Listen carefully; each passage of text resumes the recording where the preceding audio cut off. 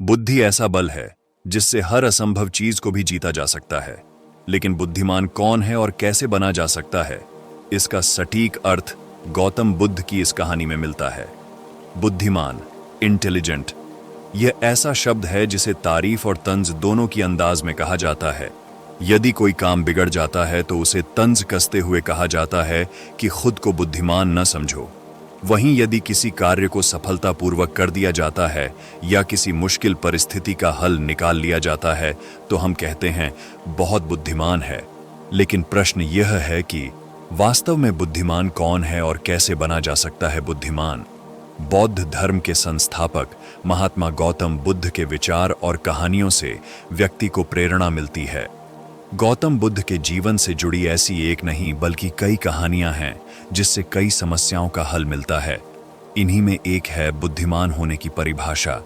बुद्धिमान की परिभाषा और इसका सही अर्थ गौतम बुद्ध के जीवन से जुड़ी एक कहानी पर आधारित है।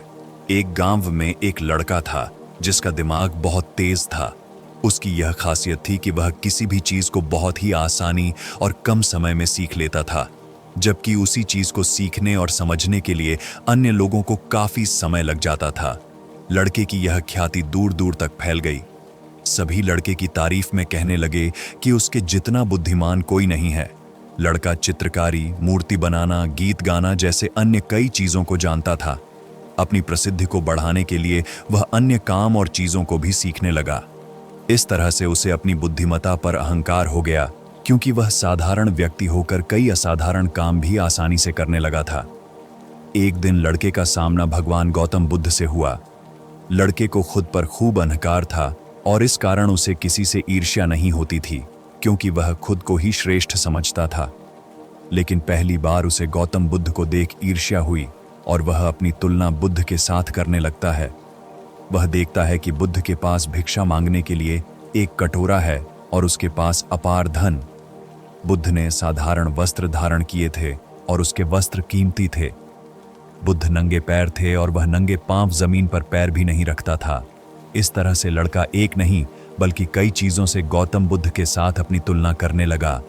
हर चीज से तुलना करने के बाद वह मन ही मन सोचता है कि आखिर मैं इस भिक्षु के साथ अपनी तुलना क्यों कर रहा हूं, जबकि इसका और मेरा जीवन बिल्कुल अलग है।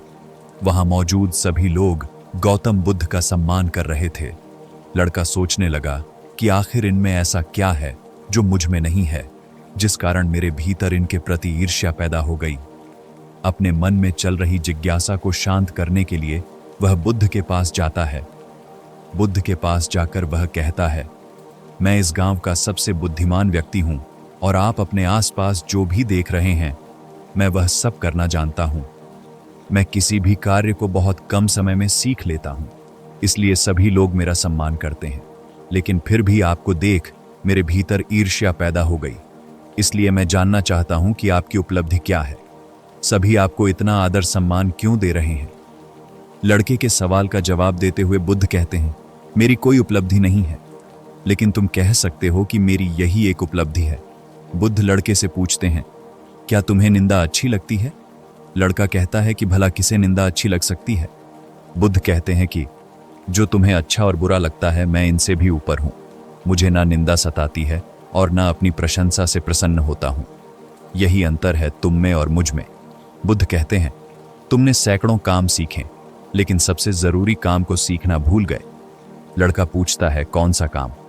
बुद्ध कहते हैं कि क्या तुम्हें मन को नियंत्रण करना आता है? यह बात सुनकर लड़का समझ जाता है कि उसे बुद्ध से ईर्ष्या क्यों हुई।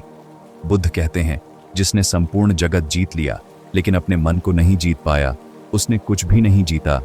वहीं जिसने अपने मन को जीता लेकिन अपना सब कुछ गंवा दिया, फिर भी उसने सब कुछ जीत लिया। बुद्ध की यह बात सुन लड़के का अहंकार टूट गया। उसने बुद्ध से कहा कि क्या आप मुझे अपने मन को जीतना सिखा सकते हैं? बुद्ध कहते हैं, जरूर, लेकिन इसके लिए मैं तुम्हारी सभी उपलब्धियां छीन लूंगा। लड़का कहता है, मैं तैयार हूं। इसके बाद से ही लड़का ध्यान लगाने लगता है, क्योंकि ध्यान से ही मन को वश में किया जा सकता है। यदि वीडियो अच्छी लगी होती हो, वीडियो को लाइक करें, शेयर करें। मिलते हैं नेक्स्ट वीडियो में। धन्यवाद।